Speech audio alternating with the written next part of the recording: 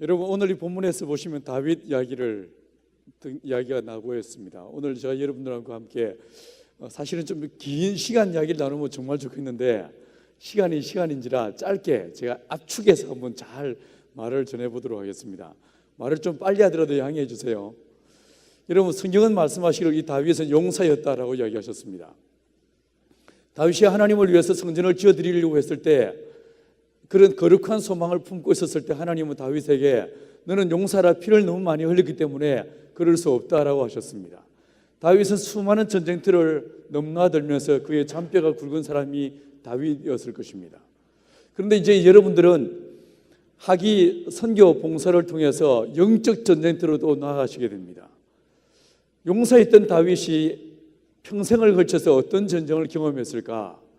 다윗은 그 전쟁을 어떻게 승리로 이끌었을까? 이걸 깊이 묵상하다 보면 이번 선교 대회 때, 선교 현장에서 여러분의 인생이 어떻게 하나님의 영광을 위해 쓰임받을 수 있는지에 대한 그런 답을 얻을 수 있지 않겠나 싶습니다. 여러분, 다윗은 어떤 전쟁을 겪은 것 같습니까? 제가 볼 때 이 다윗은 크게 세 번의 전쟁을 겪게 됩니다. 첫 번째, 두 번째, 세 번째. 자, 그 첫 전쟁이 무엇이었을까? 여러분이 다윗 하면 제일 먼저 떠오르는 것이 아마도 엘라 골짜기에서 골리앗과의 싸움. 네, 그렇습니다. 그것이 바로 다윗의 첫 번째 전쟁이었습니다. 근데 이 전쟁을 깊이 한번 면밀히 검토해 보시면 다윗이 싸웠던 골리앗과의 싸움의 본질이 무엇이었을까? 다윗은 도대체 누구와 무엇과 싸웠을까? 다시 한번 곰곰이 생각해 보십시다. 이 골리앗은 키가 장대한 사람이었습니다. 6규빗의 한 뼘, 거의 2m 80cm가 넘는 굉장히 장대한 사람이 이 골리앗이었습니다. 저는 수라고 여쭤보죠. 이제 오늘도 또 어제도 마침 제가 나와 있는 동안에 뭔 짓을 했냐면요, 계속 캐드로 이제 이 도면을 그리고 있는 중입니다. 제가 돌아가면 이제 곧 농사일 마무리해 놓고 7월 달부터는 집을 지어야 됩니다. 집을 짓는데 목조주택은요, 한국에서 목조주택, 미국이나 캐나다도 마찬가지입니다만은 셋기둥이라고 해서 나무를 자를 때 이 나무의 높이가 딱 정해져 있습니다. 몇이냐면요, 2353mm입니다. 그래서 대략 한 벽면의 높이는 2400mm 정도 됩니다. 이게 인간에게 가장 안정된 높이라고 사람들이 이야기합니다. 여러분의 집에 있는 아파트 높이가 대략 그렇습니다. 일반적인 주택의 높이도 그렇습니다. 그런데 이 골리앗은 도대체 얼마나 키가 크는지 여러분 아파트 살고 있는 집의 이 벽의 높이보다 40여 cm의 높이가 더 있을 정도로 굉장히 장대한 사람이었습니다. 정말 키가 컸습니다. 게다가 덩치는 또 왜 이리 큰지, 이 골리앗은 쉽게 말하면요, 삼국지에 나오는 장비를 뻥튀기 한 사람 정도로 생각하시면 될 것 같습니다. 게다가 이 사람은 어린 갑옷을 입었습니다.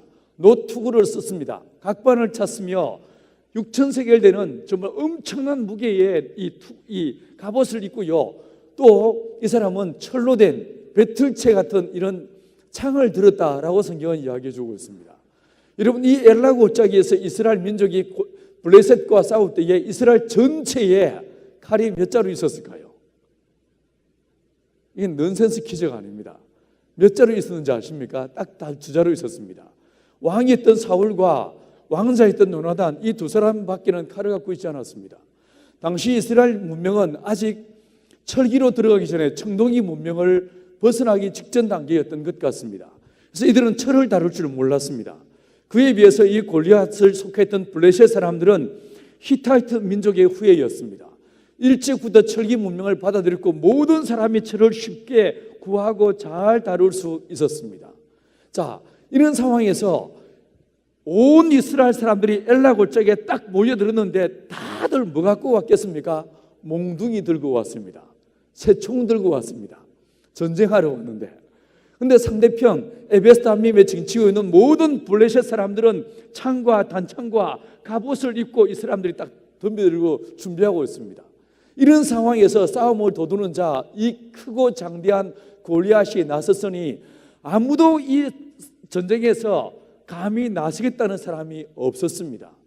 골리앗이 고함을 질러대면서 너희 중에 한 사람 내게 나와라, 1대1로 싸워서 붙어가지고 내가 지면 우리 모두가 너희의 종이 되겠다. 근데 그 사람이 지면 너희 모두가 우리의 종이 되라고 이야기합니다. 이 악다구니로 고함을 질러대는 이 골리앗의 말 앞에 모든 이스라엘 사람들이 두려움에 사로잡혔습니다. 아무도 나설 생각을 하지 못합니다. 자, 이 다윗의 첫 번째 전쟁의 본질이 무엇이었을까?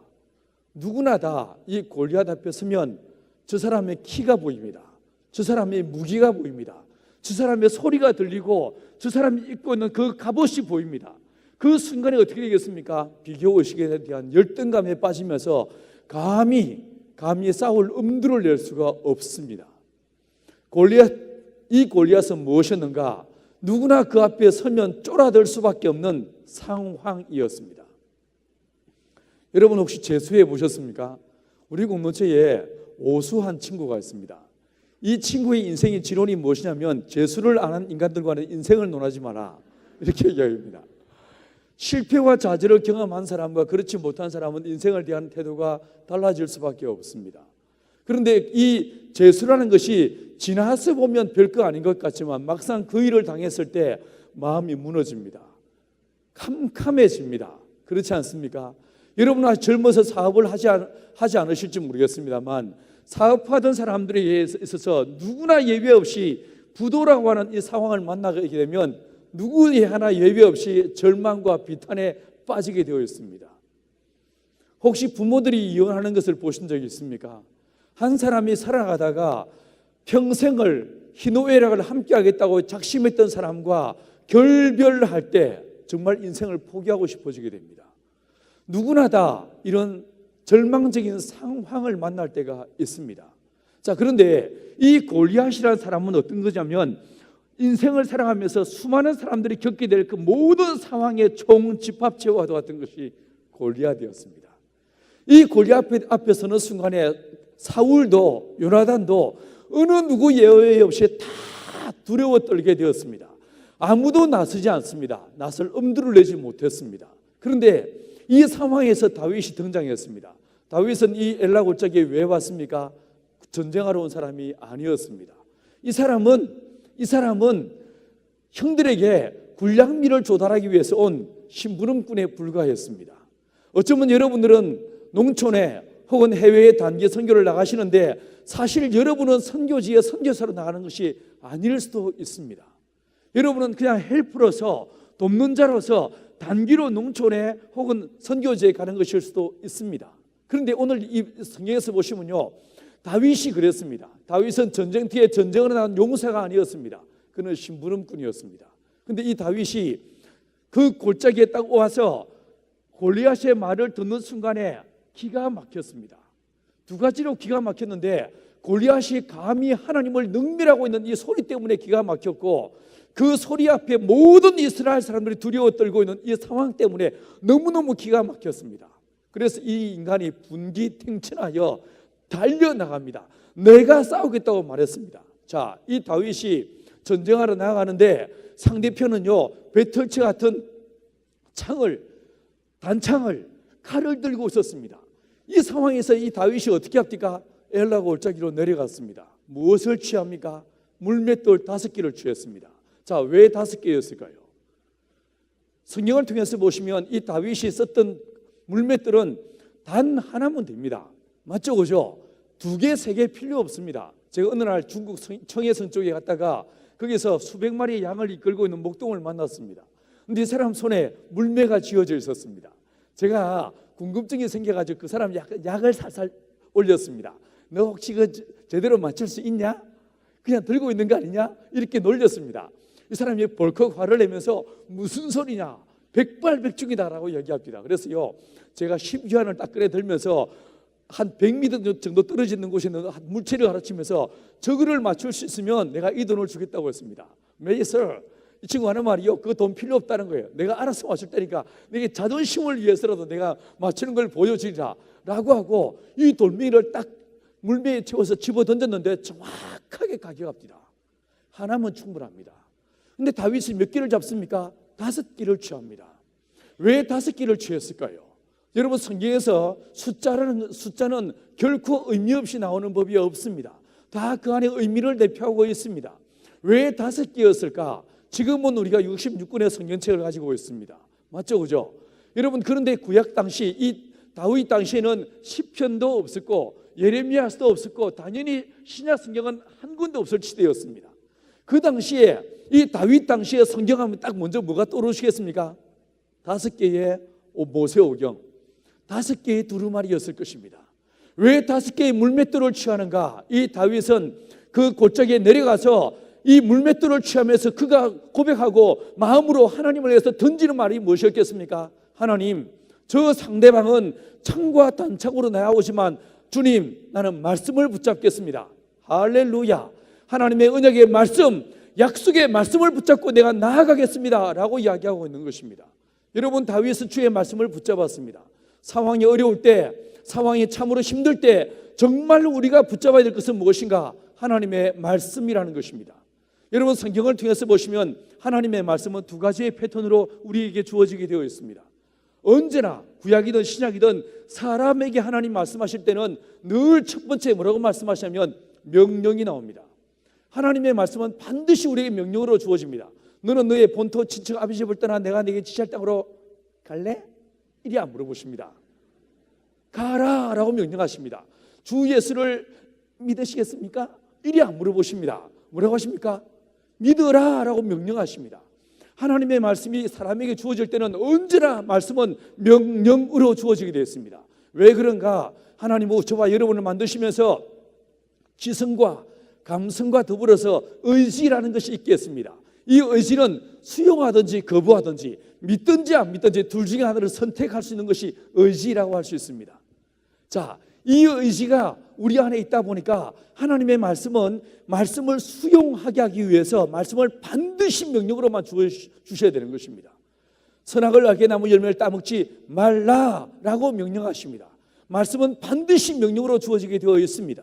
그래서 하나님께서 보실 때는 이 땅에 수십억의 인구가 있다 할지라도 하나님 딱 보실 때는요, 딱 2부류밖에 없습니다. 말씀에 순종하는 사람과 말씀에 불순종하는 사람, 말씀을 수용한 사람과 말씀을 거부하는 사람, 딱 둘로 나누어지게 되어 있습니다. 결코 하나님은 사람을 심판하시는데 어렵지 않을 것입니다. 여러분, 무엇이 믿음입니까? 믿음은 들음에서 다음에 들음은 곧 그리스도 예수의 말씀으로 말미암으니라 라고 이야기하셨습니다. 여러분, 왜 사람들이 아브라함을 믿음의 조상이라고 말합니까? 하나님께서 너는 너의 본토 친척 아비 집을 떠나 내가 네게 지시할 땅으로 가라 라고 명령했습니다. 그때 이 아브라함이 어떻게 합니까? 하란에서 모은 모든 재산과 모든 사람을 끌고 떠났습니다. 그런데요, 창세기 12장 5절에서 보시면 아브라함이 그 땅에 이르렀습니다. 가나안 땅에 이르렀습니다. 가나안 땅은 구약 전체에서 보시면 별명이 있었습니다. 어떤 별명이었습니까? 젖과 뿔이 흐르는 땅이었습니다. 아브라함이 딱 오는 순간에 여긴게비요 알았을 거예요. 그런데 아브라함이 그 땅을요 머물지 않습니다. 스탑하지 않습니다. 12장 5절에서 보시면 아브라함이 그 땅을 통과하여 지나서 세겜까지 내려갔다라고 이야기하고 있습니다. 왜 내려갔을까요? 왜 멈추지 않았을까요? 분명히 하나님께서 지시할 땅에 왔는데 왜 아브라함은 스탑하지 않고 그냥 계속 keep going 했을까요? 이유가 무엇이었을까요? 하나님의 스탑 사인이 없었기 때문에 그렇습니다. 가라라는 말씀만 있었지 멈추란 말씀이 없으니까 아브라함은 멈추지 않습니다. 계속 내려갑니다. 못 먹어도 고옵니다. 어디서 멈춥니까? 말씀이 마시니까 비로소 거기에 멈추게 됩니다. 아브라함은 왜 아브라함을 믿음의 조상이라고 말하는가? 가라 하면 가고 서라 하면 서는 사람이 아브라함이었기 때문에 그렇습니다. 하나님의 말씀은 명령만 있지 않습니다. 반드시 그 뒤에 뭐가 나오는가? 약속이 나오게 되어 있습니다. 말씀을 잘 보십시오. 언제나 그 뒤에는 약속이 나옵니다. 주 예수를 믿으라. 그리하면 너와 내 집이 구원을 얻으리라. 할렐루야. 반드시 명령 뒤에는 약속이 나오게 되어 있습니다. 하나님께서 아브라함을 떠나라고 말씀하시면서 네가 순종하면 떠나가면 내가 너를 창대케 하겠다. 복의 근원으로 삼겠다. 위대한 하나님의 약속이 아브라함에게 주어지고 있는 것을 보게 됩니다. 하나님의 말씀은 마치 동전의 양면과도 같이 명령과 약속 이 2가지의 패턴으로 주어지게 되어 있습니다. 믿음이 무엇이냐? 믿음은 들음에서 하면 들음은 곧 그리스도 예수의 말씀으로 말미암는다고 했습니다. 무엇이 믿음이겠습니까? 명령에 나를 쳐서 복종하는 것입니다. 나를 쳐서 주의 말씀에 복종할 때 이것을 성경은 믿음이라고 이야기하는 것입니다. 아브라함은 살았고 운동력 있는 주의 말씀을 붙잡았습니다. 이 말씀을 붙잡고 골리앗에 서 있고 그 골리앗의 성에서 달려나갔습니다. 달려나가면서 이 물맷돌을 집어 던져버렸습니다. 사람들이 볼 때는 이게 물맷돌이었을지 모릅니다. 근데 제가 볼 때, 제가 상상해 보면 이것은 단순한 물맷돌이 아니었던 것 같습니다. 이게 무엇이었을까? 다윗은 이 골리앗을 향해서 하나님의 말씀을 집어 던지고 있는 거예요. 상황의 어려움을 만나고 역경에 만나고 절망과 비탄에 빠지는 참으로 안타까운 현실을 만날 때마다, 상황을 접할 때마다 저와 여러분이 말씀을 붙잡는 역사의 길이 되기를 축원합니다. 하나님의 약속의 말씀을 붙잡으시고 내가 이 상황에서 순종해야 될 말씀이 무엇인지를 기억하고 그 말씀에 나를 쳐서 복종시킬 때 모든 사람을 두려움에 사로잡히게 만들던 이 골리앗이 그 말씀 앞에서 어떻게 됩니까? 꼬꾸라져 버립니다. 할렐루야. 상황을 만날 때마다, 두려운 환경을 만날 때마다, 상황을 만날 때마다 절대로 두려워하지 마시고 뒤로 물러가 침륜에 빠지지 마시고 말씀을 붙잡고 믿음으로 달려나가는 저와 여러분 되길 간절히 축원합니다. 이 싸움의 결과 다윗은 이락 스타가 되었습니다. 민족 영웅이 되었습니다. 온 예루살렘 여자들이 뭐라고 고함을 질러댔습니까? 사울은 천천히요, 다윗은 만만히로다. 원래 여자들이 뻥이 셉니다. 실제로 성경에서 보시면요, 다윗이 때려 죽인 사람 몇 명입니까? 딱 골리앗 하나 쳐 없앴습니다. 그런데 온 예루살렘 여자들이 다윗은 만만이라고 고함을 질러댔습니다. 난리가 났습니다. 여러분, 인기에 대해서, 사람들의 이목, 사람들의 여론에 대해서, 소리에 대해서 너무 민감하지 않게 되기를 간절히 축원합니다.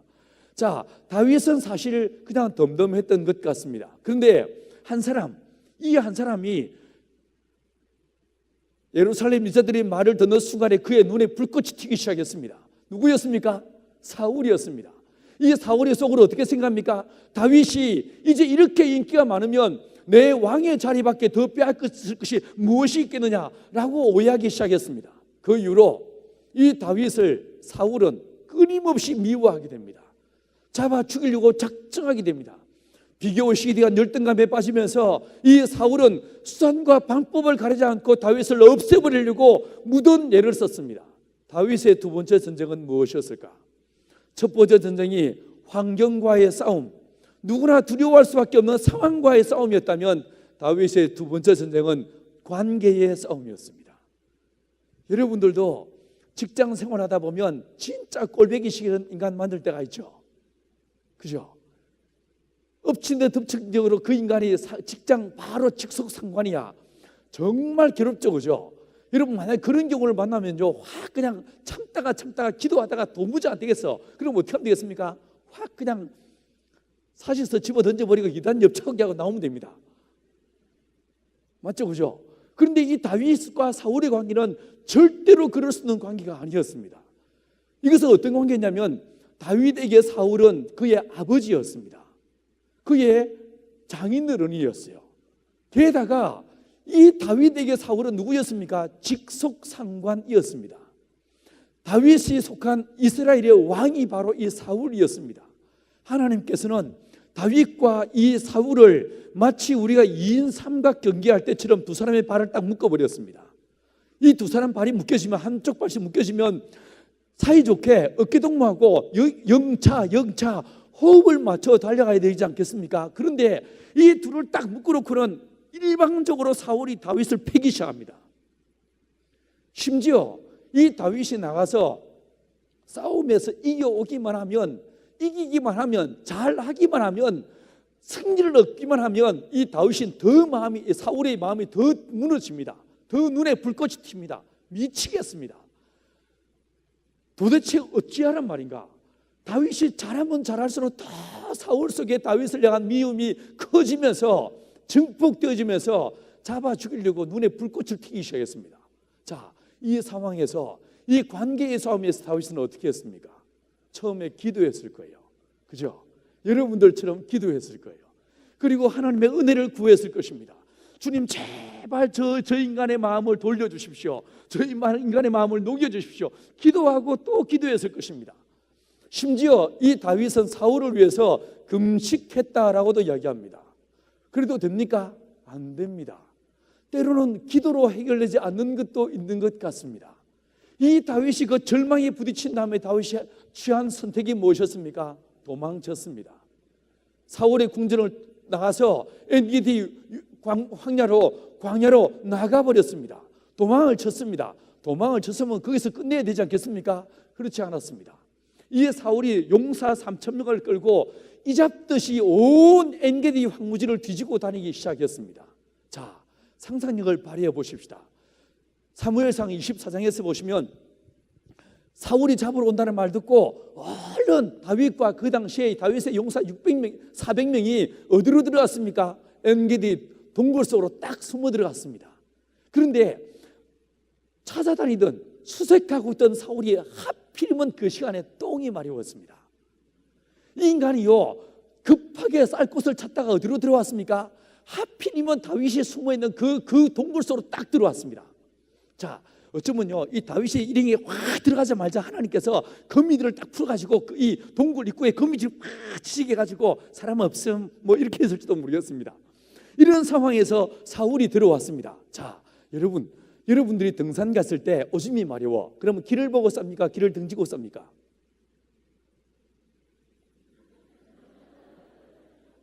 안 사세요? 어디를 보고 사십니까? 길을 보고 쌉니까? 아니면 산을 보고 이게 길을 등지고 싸게 됩니까?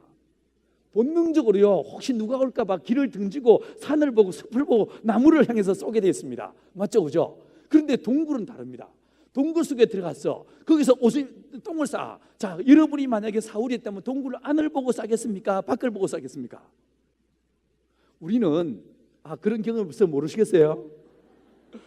사람들은 어둠에 대한 본능적 두려움이 있기 때문에 동굴 바깥을 보고 딱 싸게 되어 있습니다. 자, 이건 어떤 기회입니까? 다윗과 함께 있던 모든 용사들이 이렇게 말합니다. 다윗이요, 이것은 하나님이 주신 절호의 기회입니다. 두 번째를 끄면서 한 방에 그냥 죽여버리십시오. 여러분, 그 당시에 다윗과 함께 있던 모든 사람들은 하나의 공통점이 있는 사람들이었습니다. 어떤 사람이었습니까?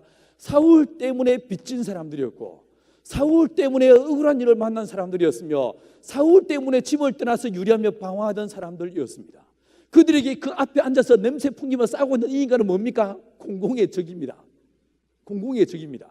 자, 이 상황에서 다윗이요, 칼을 딱 빼들었습니다. 싹 다가갑니다. 자, 여러분이라면 어떻게 했겠습니까? 그 뒤에 있던 용사들은, 다윗의 부하들은 얼마나 이렇게 막 손에 땀을 흘렸을까? 이 다윗이 어디를 찌를까? 심장을 찌를까? 목을 벨까? 뭐 이 생각하면서, 원래요, 원수가 망할 때, 원수가 아픈 일을 경험할 때 얼마나 고소한지 모릅니다. 여러분 안 그러세요? 엄청 꼬신 그 상황에서 딱 다가가는데 손에 땀을 쥐면서 쳐다보고 있습니다. 여러분이 다윗이었으면 어떻게 했겠습니까? 저 같으면요, 일단 뒤로 한번 당겼을 것 같아요. 그 퍼즐을 싸놓은데 거기다가 한번 팍 엎어지게 만들고 그 다음에 꼭꼭꼭꼭 찍어서 최대한 아프게 만들어 죽였을 것 같습니다.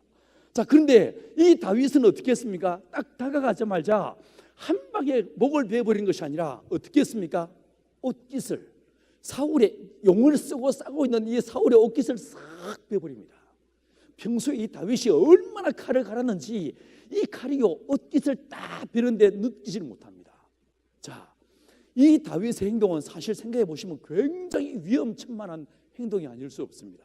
자, 보세요. 뒤에 있는 용사들이 다 누구 한 사람 예비 없이 사울이 죽기만을 처절한 죽음, 절규하면서 한 방에 죽기를 바라고 있는 그 뒤에 있는 사람들, 그 사람들이 볼 때 이 다윗이 옷깃만 뵈서, 자, 여러분이 그 다윗의 부하였다면 어떤 생각이 들겠습니까? 아이고, 저 쪼잔한 놈, 저도 못 먹네, 이 생각 들지 않겠습니까? 그 순간에 이 다윗은 자기의 리더십이 완전히 땅바닥에 내동댕이 치는 진짜 위험천만한 상황이 아닐 수 없었습니다. 그런데 왜 다윗은 사울을 죽이지 않았습니까? 왜 죽이지 않았을까요? 자기를 그렇게 죽이려고 했고 미워했던 사울을 왜 죽이지 않았을까요? 이 다윗이 돌아와서 뭐라고 말합니까? 하나님께서 기름 부은 자를 손대는 것을 하나님이 기뻐하지 않는다라고 말하고 있습니다. 할렐루야. 다윗은 그 사울에게 다가가면서 누구를 바라본 것입니까? 하나님을 바라보더라는 거예요. 하나님이 이를 기뻐하시는가? 하나님의 뜻이 무엇인가? 하나님의 거룩한 의도와 섭리를 그는 묵상하고 하나님의 기뻐하신 길을 찾더라는 것입니다. 다윗의 두 번째 전쟁은 관계의 싸움이었습니다. 이 관계의 싸움을 다윗은 어떻게 싸웁니까? 기도로 이긴 것이 아니었습니다. 말씀으로 이긴 것도 아니었습니다. 다윗의 이 두 번째 전쟁에서의 승리는 어떻게 이루어내는가? 그 사람을, 자기를 지독하리만큼 죽이려고 발버둥 치던 이 사울을 다윗은 어떻게 합니까? 있는 모습 그대로 끌어안아 버립니다. 용서해 버립니다. 용납합니다. 여러분, 이제 여러분이 농촌이든 선교지이든 나아가시게 되면 낯선 상황과 환경이라고 하는 이런 내가 경험해 보지 않은 익숙하지 않은 환경 속에서 여러 많은 긴장할 일들이, 실패 일들이, 또 절망적인 일들을 여러분이 만나게 될 것입니다. 엎친 데 덮친 격으로 가다 보면 그 팀 안에서 내분이 일어날 수도 있습니다. 관계에 어림이 있을 수도 있습니다. 그런데 이 두 번째 전쟁을 다윗은 어떻게 이기는가? 용서해 버립니다. 용납합니다. 사랑으로 위대한 승리를 이루어내는 것을 보게 됩니다. 자, 이렇게 용서했으면 사울이 정신을 차려야 되지 않겠습니까? 사람이요, 잘 정신을 못 차리는 것 같습니다. 저나 여러분도 마찬가지겠지만, 이 사울이 24장에서 용서를 받고 또 이 목숨을 유지했으면 정신을 차려야 될 것인데도 불구하고 26장에 보면 또 잡으러 나옵니다. 정신을 못 차리고 또 잡으러 나왔습니다. 그때 이 다윗이 밤새도 도망다니다가 사울의 일행이 다 잠든 그 야심한 밤에 몰래 사울의 진영으로 들어갑니다. 다윗이 들어가서 무엇을 취합니까? 사울의 물병과 창을 취합니다. 산 위 높은 언덕 위에 올라가서 그 자기 손에 창과 물병을 들고 큰 소리를 외칩니다. 왕이여 보십시오. 내 손에 무엇이 있는지를 보십시오. 라고 고함을 질러대었습니다. 여러분, 어쩌면 다윗은 사울이 아니라 하나님께 그렇게 고함을 질렀는지도 모르겠습니다. 자기를 죽이려고 하는 그 사람, 애매히 미움과 억울한 일을 당하는 이 상황에서 다윗이 취한 길이 무엇이었는가? 그는 용서합니다. 용납합니다. 사랑하는 여러분, 그리스도인들이 서로 사랑할 때 세상 사람들이 비로소 너희가 내 제자인 줄 알리라 라고 말씀하십니다. 대학부 안에서, 청년부 안에서, 교회 안에서 우리가 정말 신경 써야 될 일이 무엇인가? 서로 사랑하는 일입니다. 선교지에 나가서 우리가 정말 신경 써야 될 일이 무엇인가? 서로 사랑하는 일입니다. 이 사랑은 답이 없습니다. 다윗이 어떻게 합니까? 이유를 찾지 않습니다. 이 사람을 용서해야 될 이유를 하나님 앞에 묻지 않았습니다. 이 사람을 사랑해야 될 이유를 묻지 않았습니다. 그냥 어떻게 합니까? 묻지도 따지도 않고 그냥 와락 끌어안아 버립니다.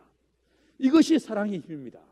우리가 아직 죄인 되었을 때 하나님께서 그 아들 예수를 보내셔서 우리의 과거를 묻지 않으시고 용서를 구하지 않고 회개하지 않았을 때도 하나님께서는 그 아들 예수를 십자가에 못 박아 피 흘려 죽게 하십니다. 이 용서가 우리의 회개보다 앞섰습니다. 사랑하는 여러분, 이 사랑을 따라 저와 여러분들도 용납하고 사랑함으로 관계의 승리를 이루어낼 수 있는 저와 여러분 되기를 간절히 축원합니다. 자, 이 전쟁이 끝난 다음에 오늘 본문 27장이 나오고 있습니다. 원래 설교 못하는 인간들은 본문 읽어나고 쉐큰 딴소리 하다가 끝에 가서 본문 읽고 설명하는 게 설교 못하는 사람의 특징입니다. 제가 말씀드리지만 저는 설교가 아니에요. 저는 선동가예요. 자, 여러분, 오늘 이 본문에서 보시면 다윗의 세 번째 전쟁 이야기가 나옵니다. 자, 다윗이 어디로 내려갑니까? 블레셋 땅. 어디로 왔어요? 가드로 왔다라고 했습니다. 자, 누가 가드로 내려가자고 불렀습니까? 초청장이 왔습니까? 아니면 다윗의 부하들 중에서 누군가가 우리 도무지 이 사울을 피할 길은 없습니다. 우리가 블레셋 땅 가드로 내려갑시다 라고 조언한 사람이 있었습니까? 없었습니다. 오늘 이 본문에서 보시면 누가 이 결정을 내립니까? 1절은 말하기를 다윗이 그 마음에 생각하여 이르기를 이라고 말하고 있습니다. 자, 누가 다윗을 블레셋 땅으로 내려가겠습니까? 다윗 자신이었습니다. 다윗이 도망을 가더라도 이 다윗이 망명을 가더라도 절대로 안 가야 될 땅이 있습니다. 어디겠습니까? 블레셋 땅입니다. 왜 그렇습니까?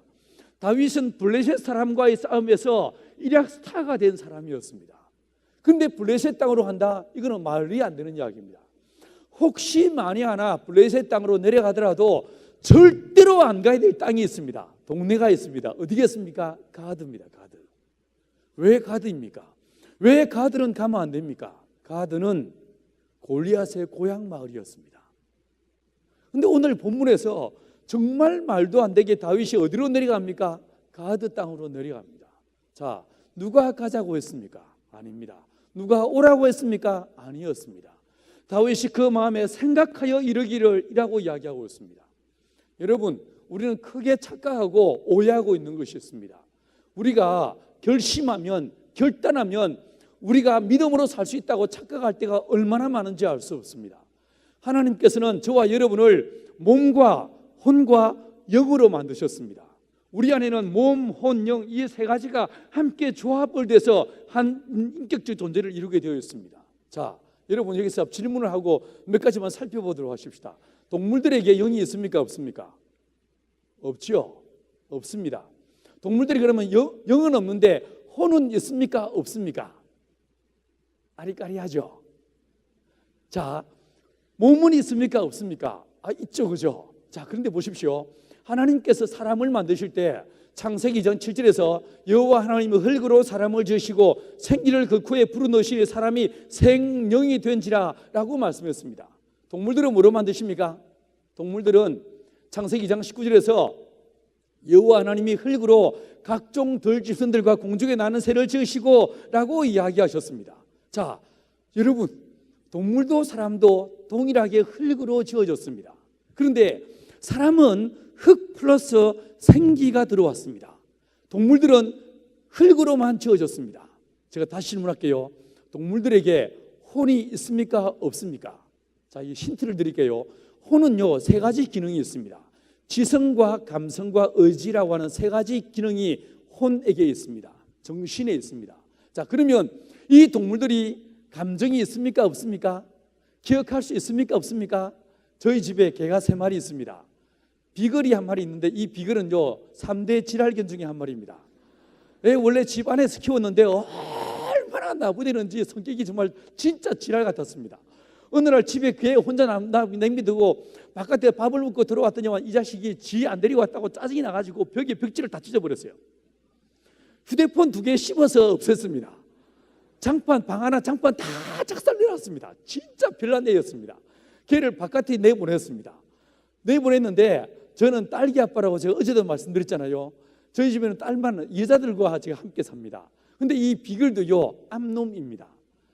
제가 집회 끝나고 밤에 늦게 돌아오면 우리 집에 있는 모든 여자들은 잠들었지만 얘는요 정확하게 내가 도착하면 뛰어나옵니다. 달려나와서 아저씨 어서 오세요 하면서 얼마나 저를 반가워하는지 모릅니다. 냅다 꼬리 얻으면서 진짜 반가워합니다.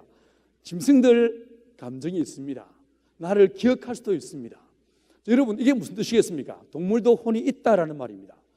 자, 전도서 3장 21절에서 보시면 인생의 19절부터 인생에 이만한 일이 짐승에도 이만하니 이 둘에 이만한 일이 일반이라 동일한 호흡이 있어 얘 죽은 것이 저도 죽으니 인생이 짐승보다 뛰어난 것이 없다고 말씀했습니다. 그런데 어떤 차이가 있는가? 죽는 순간에 인생의 혼은 위로 올라가고 짐승의 혼은 아래고 땅으로 내려가는 줄을 누가 알냐라고 말씀하고 있습니다. 자, 여기서 짐승은 혼이 있습니까? 없습니까? 있다라는 거예요. 있다라는 거예요. 자, 그런데 그러면 이 혼은 어디서 왔는가? 혼은 땅에서 왔다는 거예요. 대신에 이 짐승들은 생기가 들어오지 않았기 때문에 짐승들은 영은 없습니다. 짐승들은 몸과 혼밖에 없습니다. 그래서 얘네들은 교회를 안 다니는 거예요. 얘네들은 몸과 혼만 있기 때문에 죽음은 끝입니다. 죽으면 걔네들은 천국도 없고 지옥도 없습니다. 그래서 걔네들이 예수님을 안 믿는 거예요. 죽으면 끝이니까. 걔네들은 천국도 없고 지옥도 없습니다. 여러분, 말 잘 듣고 착한 강아지들은 죽으면 천국 갈까요? 아닙니다. 그런 게 없습니다. 그래서 걔네들이 밥 줄 때 귀엽다고 쓰다듬으면 밥 줬는데도 불구하고 내 손을 떼무는 이유가 정신이 없어 그런 거예요. 얘들이 천국도 없고 지옥도 없으니까 막 가는 거예요. 그런데 사람은 다릅니다. 사람은요 흙으로 지어진 몸과 혼이 있지만 하늘에 하나님께로부터 온 생기로 만들어진 무엇이 있습니까? 영이란 것이 있습니다.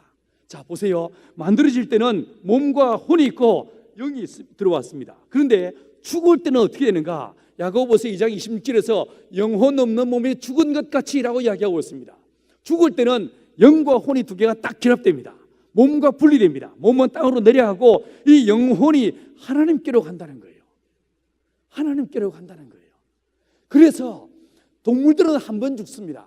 하지만 사람은 절대로 한 번 죽는 것이 끝이 아닙니다. 성경은 말하기를 사람은 두 번 죽는다라고 이야기하고 있습니다. 사람은 두 번 죽습니다. 사람은 한 번 죽는 것이 절대로 끝이 아닙니다. 사랑하는 여러분, 요한계시록 20장 14절 15절에서 21장 8절에서 누구든지 생명책에 그 이름이 기록되지 못한 자들은 불과 유황으로 타는 못에 참나리니 이것이 곧 둘째 사망 불못이라고 이야기하고 있습니다. 왜 여러분이 전도하러 나가야 되는가? 왜 우리가 선교해야 되는가? 사람은 두 번 죽기 때문에 그렇습니다. 그 두 번째 죽음을 예수님이 십자가의 죽으심으로 대신 담당한 것입니다. 그 죽음을 예수를 믿는 순간에 더 이상 우리가 지옥의 뜨거운 불못에 들어가지 않을 수 있다라고 하는 이 거룩한 믿음의 소식, 복된 소식을 증가하기 위해서 여러분이 선교를 나가는 거예요. 자, 다시 돌아와서요. 사람을 보십시오. 몸, 혼, 영이 있습니다. 사람은 세 부류가 있습니다. 세 부분이 있습니다. 그런데 보시면 몸과 혼은 어디서 왔다고 했습니까? 땅에서 왔습니다. 하늘에서 온 것은 무엇이 있습니까? 영밖에 없습니다. 우리는 절대로 내 힘으로는 거룩한 삶을 살 수 없습니다.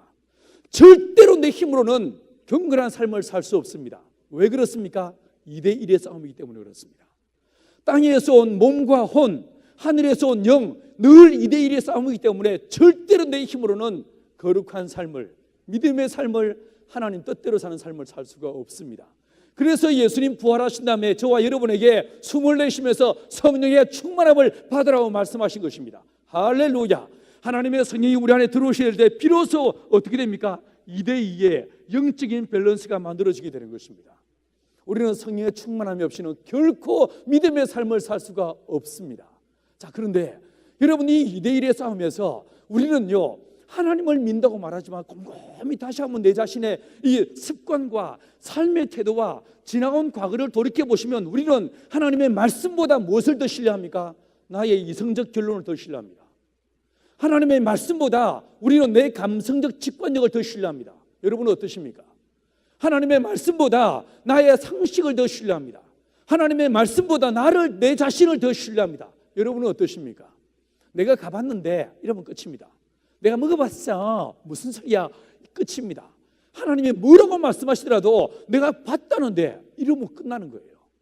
여러분, 우리는요, 하나님의 말씀을 믿는다고, 믿음이라고, 믿음의 사람이라고 이야기하면서 본질적으로 내 자신을 깊이 투영해 보시면 나의 경험, 나의 지식, 나의 감성, 나의 상식을 얼마나 신뢰하는지 모릅니다. 하나님보다 오히려 내 자신을 더 신뢰합니다. 오늘 본문에서 다윗의 세 번째 전쟁이 무엇이었습니까? 자기 자신과의 싸움이었습니다. 사실 진짜 무서운 전쟁은 적이 누구인지 알지 못하는 전쟁보다 더 무서운 전쟁이 없습니다. 그렇지 않습니까? 적이 어디에 있는지 알지 못하는 전쟁보다 더 두려운 전쟁이 없습니다. 라이언 일병 구하기에서 스나이퍼들이 어딘가에서 총을 쏴댑니다. 총알 소리가 나는데 내 옆에서 동료들이 한 명씩 픽픽 쓰러집니다. 가공할 만한 두려움과 공포가 그를 지배하게 될 거예요. 이 다윗은 세 번째 전쟁을 경험하는데 적이 누구인지 몰랐습니다. 알고 보니 누구였습니까? 자기 자신이었습니다. 이 다윗은 그 전까지 전쟁을 만날 때마다, 어려움을 만날 때마다 늘 일관되게 어떻게 했습니까? 주님, 내가 올라가야 됩니까? 말아야 됩니까? 묻고 아뢰었습니다. 하나님의 인도하심을 구했고, 하나님의 말씀을 구했고, 하나님의 성령의 이끄심을 바랬습니다. 그런데 오늘 이 본문에서 다윗은 묻지 않습니다. 자기의 직관을 신뢰하는 것입니다. 자기의 경험을 신뢰하는 거예요. 내가 이 유다 땅에서 있어봤는데 여기서는 내가 사울을 피할 길이 없어. 자기의 경험을 앞세우는 거예요. 사울 내가 겪어봤는데 그 인간 절대로 포기하지 않을 인간이야. 자기의 상식을 신뢰하는 거예요. 그 결과 이 다윗은 가드 땅으로 내려갔습니다. 가서 시글락 땅에서 1년 18개월을 살았다라고 이야기하고 있습니다. 자, 여러분, 이 시글락에서 살았습니다. 이때 이 다윗의 인생의 모토가 무엇이었을까? 좋은 게 좋은 거다, 뭐 이런 식의 생각으로 될 대로 되라는 식으로 다윗은 그렇게 살았던 것 같습니다. 여러분, 진짜 두려운 일은, 정말 무서운 일은 내 자신을 신뢰하며 살아갈 때에 그 결과는 서서히 나타납니다. 지금 당장 나타나지 않습니다.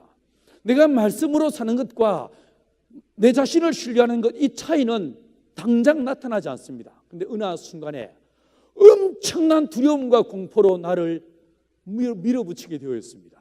어느 날 이 다윗이 어떤 일을 당하게 됩니까? 온 블레셋 사람들이 연합군을 형성해서 유다 땅을, 이스라엘을 침공하게 됩니다. 그때에 이 다윗이 그 선봉장에 설 뻔했습니다. 두 번째, 가까스로 하나님의 은혜로 거기서 모면해서 돌아와 보니 이 시글락은 어떻게 되어 있었습니까? 아말렉 사람들이 쳐들어왔고 모든 성을 불태워 버렸으며 남녀노유를 다 노예로 끌고 가버렸습니다. 아무것도 남지 않았습니다. 심지어 다윗과 함께 있던 600명의 용사들이 다윗을 돌로 쳐 죽여버리려고 했습니다. 여러분, 다윗의 이 세 번째 전쟁은 자기 자신과의 싸움이었고, 이 전쟁에서 다윗은 처절한 실패와 낭패를 경험하게 됩니다. 이후에 다 잃어버리고 자기의 부하들이 돌로 자기를 쳐 죽이려고 하는 이 절대절명의 위기의 상황에서 그제서야 비로소 이 다윗이 하나님의 에봇을 찾습니다. 하나님의 음성을 구합니다. 주의 인도하심을 구합니다. 비로소 하나님이 이 다윗에게 말씀해 주시고 온전한 회복의 자리로 나아가게 됩니다. 자, 이제 말씀을 정리하겠습니다. 다윗의 평생에 걸쳐 다윗은 세 번의 전쟁을 경험합니다. 상황과의 싸움, 그리고 관계의 싸움, 세 번째로 자기 자신과의 싸움이었습니다. 여러분, 어쩌면 여러분은 이번 단기 선교 기간 동안에 이 세 가지의 싸움을 하나씩 혹은 둘 혹은 셋 모두를 경험하게 될지도 모르겠습니다. 기억하십시오. 다윗은 상황의 어려움을 만났을 때 무엇을 붙잡았습니까? 하나님의 말씀을 붙잡았습니다. 말씀을 붙잡고 믿음으로 돌파해 나갔습니다. 관계의 어려움을 만났을 때 이 다윗은 하나님 앞에 모든 책임을 전가하지 않았습니다. 다윗은 그를 용납합니다. 용사였습니다. 품고 사랑함으로 사랑의 위대한 승리를 다윗은 경험하게 됩니다. 다윗의 세 번째 전쟁, 자기 자신과의 싸움에서 다윗은 처절한 실패와 절망과 패배를 경험했습니다. 부디 비웃고 소망하옵기는 이 다윗의 세 번째 전쟁을 통해서 우리에게 들려주고 싶은 이야기가 무엇이었습니까? 당신 자신을 신뢰하지 마십시오. 여러분의 경험을 신뢰하지 마십시오. 상식을 신뢰하지 마십시오. 그 어떤 상황에서도 하나님의 음성에 귀를 기울이십시오. 하나님의 인도하심을 따라 성리에 이끄시는 대로 믿음으로 나아가는 여러분 되십시오 라고 다윗은 말할 것입니다. 기도하시겠습니다. 하나님 아버지, 은혜와 사랑을 감사합니다.